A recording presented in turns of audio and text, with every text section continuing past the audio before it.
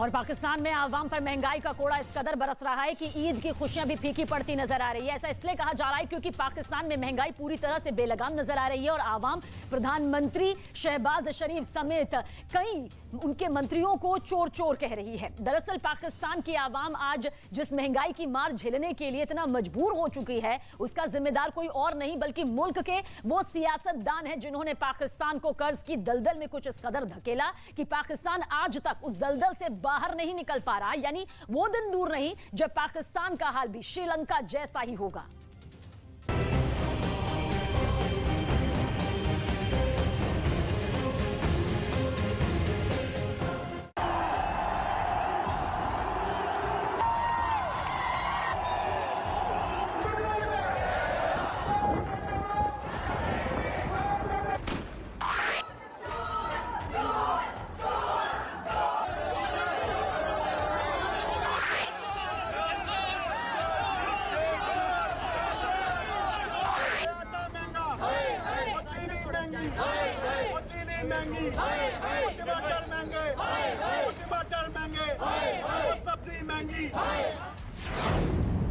जनता के गुस्से से थर्राया श्रीलंका।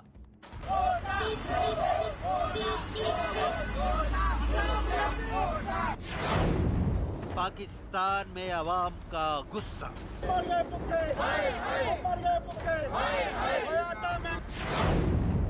श्रीलंकाई राष्ट्रपति देश छोड़कर भागे।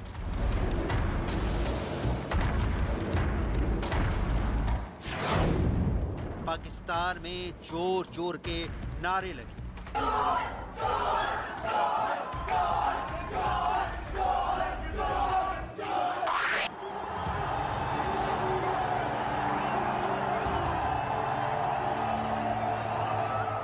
ये आज का श्रीलंका है और इस वक्त श्रीलंका की राजधानी कोलंबो में गोटा गो होम के नारे गूंज रहे हैं।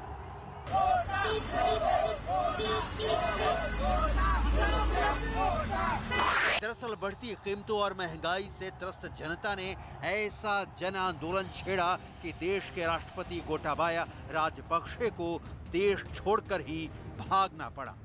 श्रीलंका में यह आलम है कि उसके पास ना तो तेल बचा है और ना ही नकदी।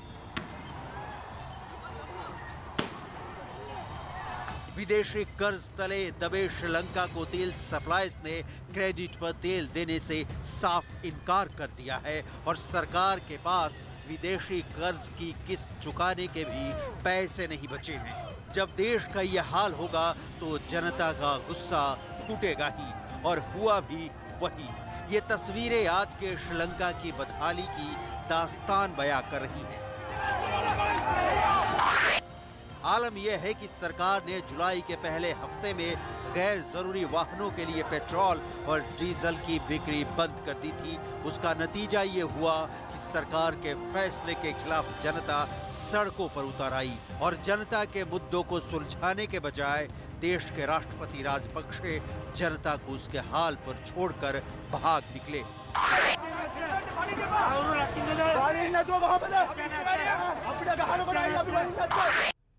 फिलहाल सोशल मीडिया पर एक वीडियो वायरल हो रहा है। इस वीडियो के बारे में यह दावा किया जा रहा है कि कोलंबो पोर्ट पर श्रीलंकाई नौसेना के यही वो जहाज हैं जिनके जरिए राष्ट्रपति गोटाबाया राजपक्षे अपने परिवार समेत देश छोड़कर भाग निकले। इनमें से एक जहाज का नाम SLN सिदुराला और दूसरे का नाम SLN गजाबाहु बताया जा रहा है। सोशल मीडिया पर वीडियो पोस्ट करने वाले शख्स का दावा है कि इन जहाजों पर श्रीलंकाई नौसेना ने भी चुप्पी साध रखी है।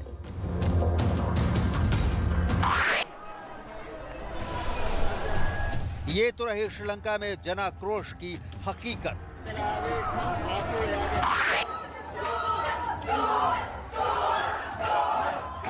लेकिन दिवालियेपन की कगार पर खड़े पाकिस्तान में भी आवाम की कमर महंगाई की मार से टूटी हुई है।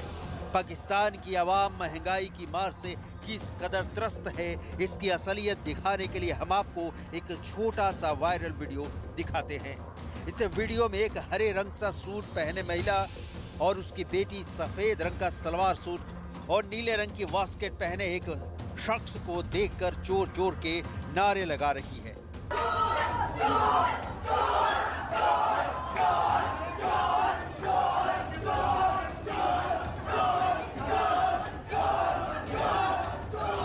लोग उस महिला को खींचकर बाहर तो ले जाते हैं, लेकिन चोर चोर के नारों की गूंज सुनाई दे रही है।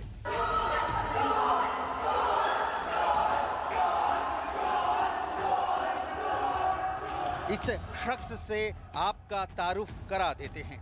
ये जनाब पाकिस्तान की शरीफ सरकार में प्लानिंग एंड डेवलपमेंट मिनिस्टर एहसान इकबाल हैं और ये वीडियो पाकिस्तान के सरगोधा शहर में एक रेस्टोरेंट का है। खबर के मुताबिक मिनिस्टर साहब खाने के लिए एक फास्ट फूड रेस्टोरेंट में गए थे, लेकिन उनकी मौजूदगी का पता चलते ही इस महिला का गुस्सा कुछ इस कदर फूटा कि वो उसका परिवार चोर चोर के नारे लगाने लगे। ये वायरल वीडियो देखकर एक ही बात समझ में आ रही है कि पाकिस्तान में अब तो ये आलम हो चला है कि महंगाई से परेशान आवाम सरेआम सियासी नेताओं को चोर कह रही है। खैर, इस सरेआम पब्लिक प्लेस में हुई बेइज्जती के बाद मिनिस्टर साहब ने एक प्रेस कॉन्फ्रेंस बुलाई और इस वाकये को एक बीमारी करार दे डाला। लिहाजा मैं इस वाकये को महज एक वाकया नहीं समझता, बल्कि इस वाकये को एक बहुत गहरी बीमारी की अलामत समझता हूं कि जिसका हमारा मुआशरा शिकार है। ये चंद अफराद जिसमें खवातीन और बच्चों को आगे किया गया और हुल्लड़बाजी कराई गई, उससे मेरी शोहरत को कोई नुकसान नहीं पहुंचा, लेकिन उन लोगों ने उस कल्चर की निशानदेही की जो उनकी क़यादत की तरफ से उन्हें सिखाया जा रहा है। खैर, ये तो पाकिस्तान की सरकार के एक मंत्री की फजीहत का मामला है। 29 अप्रैल को पाकिस्तान के नए वजीर आजम शहबाज शरीफ अपने पहले सऊदी अरब के दौरे पर गए थे। इस दौरान वो मदीना की मस्जिद नबावी में भी गए, लेकिन जियारत के लिए गए पाकिस्तान के प्रधानमंत्री शहबाज शरीफ को उस वक्त शर्मिंदगी उठानी पड़ गई जब मदीना की मस्जिद में उनके खिलाफ चोर चोर के नारे लगाते लोगों ने उन्हें घेर लिया। मस्जिद नबवी में पाकिस्तानी ज़ायरीन की नारेबाजी, वज़ीर आज़म शहबाज शरीफ और वफाकी वज़रा को देखते ही आप इसे बाहर चोर चोर और गद्दार के नारे लगा दिए। शाहजैन बुगटी पर हमला करने वाले इनके बाल भी खींचे। नून लीगी रहनुमा कहते हैं कि मखसूस लोगों ने मस्जिद नबवी का तक़द्दुस पामाल किया। अल्लाह उन्हें हिदायत दे। पाकिस्तानी हुक्मरान बाहर मुल्क हो या पाकिस्तान, चोर चोर और गद्दार के नारों की गूंज, मस्जिद नबवी में नारे और खींचातानी। वज़ीर आज़म शहबाज शरीफ मस्जिद नबवी पहुंचे तो पाकिस्तानियों ने उनका चोर चोर के नारों से इस्तकबाल किया। वज़ीर आज़म और काबीना अरकान के पास शहरियों का रश लग गया। लोग हुकूमती वफ्द को चोर चोर कहते रहे।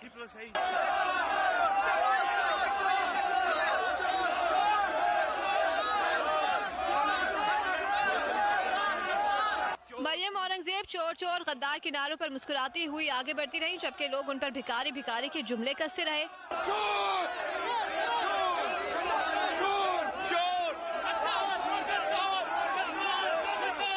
मस्जिद नबी में ज़ायरीन ने मौका देखते ही शाहजैन बुगटी पर धावा बोल दिया, बाल खींचे गद्दार कहते रहे। शाहजैन बुगटी हमलावर के पीछे भागे, तहाँ वो भागने में कामयाब हो गया। सिक्योरिटी एहलकार मेहमान वफ्द को बचाते रहे। जब तक वज़ीर आज़म और काबीना अरकान मौजूद रहे, मस्जिद नबवी नारों से गूंजती रही।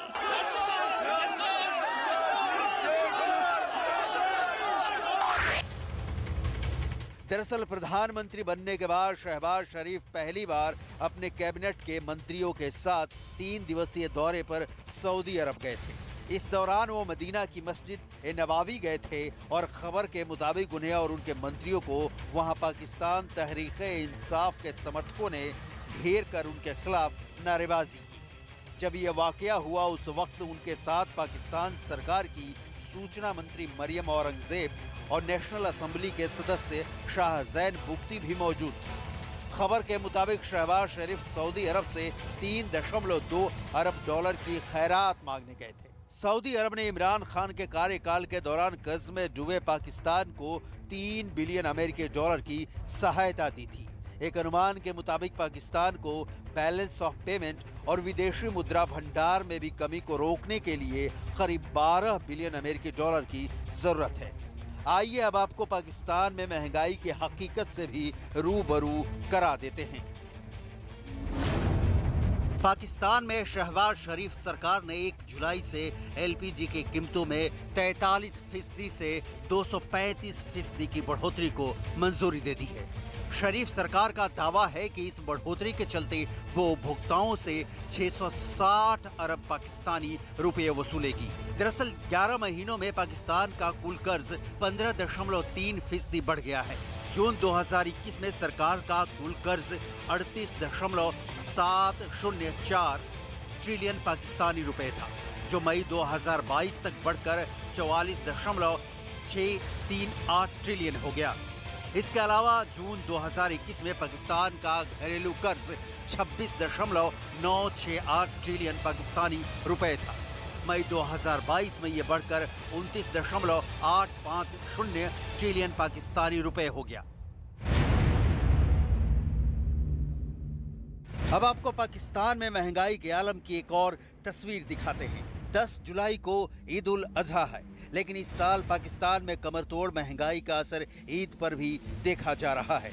महंगाई ने जनता को इस हद तक बेहाल कर दिया है कि लोगों का कहना है कि वो इस साल कुर्बानी नहीं देंगे, क्योंकि बेहद महंगे जानवर खरीदने के लिए उनके पास पैसे नहीं हैं। दरअसल कुर्बानी के लिए महज कुछ हजार में बिकने वाले बकरे की कीमत आसमान छू रही है और कुर्बानी के एक बकरे की कीमत 1.25 लाख रुपए तक पहुंच गई है। ईद पर हालात ये हैं कि पाकिस्तान के ज़्यादातर हिस्सों में महंगाई की वजह से कुर्बानी के जानवरों को बेचने में मालिकों के पसीने छूट रहे हैं, तो वहीं खरीदारों के लिए मुश्किल ये है कि उन्हें हर जगह महंगाई से जूझना पड़ रहा है। ये तो रहा पाकिस्तान में महंगाई का सूरत हाल। आइए अब आपको पाकिस्तान की वो हकीकत भी समझाए देते हैं जिसकी वजह से पाकिस्तान इस मुकाम पर खड़ा है। दरअसल पाकिस्तान की सबसे बड़ी मुसीबत है उसके विदेशी कर्ज का बोझ, और इसकी एक बड़ी वजह है चीन का कर्ज। चीन ने पाकिस्तान को 1,13,586 करोड़ रुपए का कर्ज दिया है। इसके अलावा चीन ने पाकिस्तान को $2.3 बिलियन यानी 18,000 करोड़ रुपए का नया कर्ज दिया है। यानी पाकिस्तान चीन के 87.7 बिलियन डॉलर के कर्ज तले दबा है।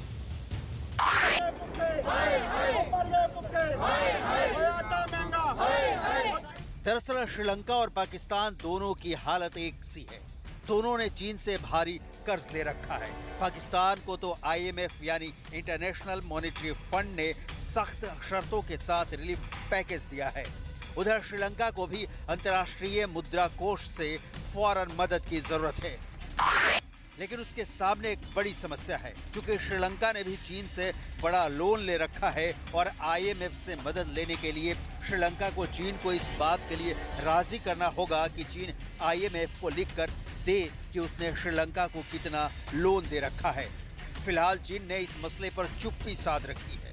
ये बात किसी से छिपी नहीं है कि दुनिया के जिन देशों ने भी चीन से कर्ज लिया है वो सभी या तो दिवालिया हो गए हैं या फिर दिवालिया होने की कगार पर खड़े हैं।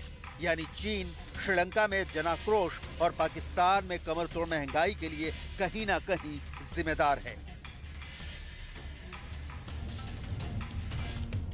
आइज वॉर पुतिन तैयार, ऐसा हम क्यों कह रहे हैं अब आपको ये बताने जा रहे हैं। दरअसल रूस और यूक्रेन का युद्ध जिस तरह से लगातार बढ़ता चला गया, किसी ने सोचा भी नहीं था कि ये युद्ध इतना लंबा खिंच जाएगा। लेकिन अब व्लादिमीर पुतिन ने 30 डिग्री में यानी कि -30 डिग्री में एक ऐसे महायुद्ध का प्लान तैयार किया है जहां खून बहेगा नहीं बल्कि पूरी तरह से जम जाएगा। दुनिया के टॉप पर कब्जे की जंग शुरू हुई तो विश्व युद्ध होने से कोई नहीं रोक सकता। -30 डिग्री पर कहां सुलग रहे हैं युद्ध के शोले, इस स्पेशल रिपोर्ट के जरिए आप जरूर देखें।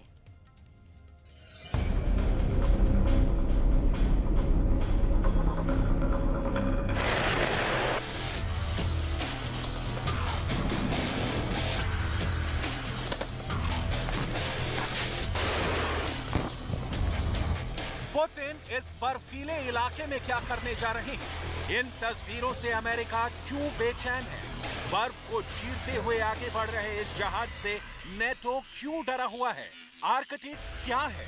रूस का प्लान क्या है?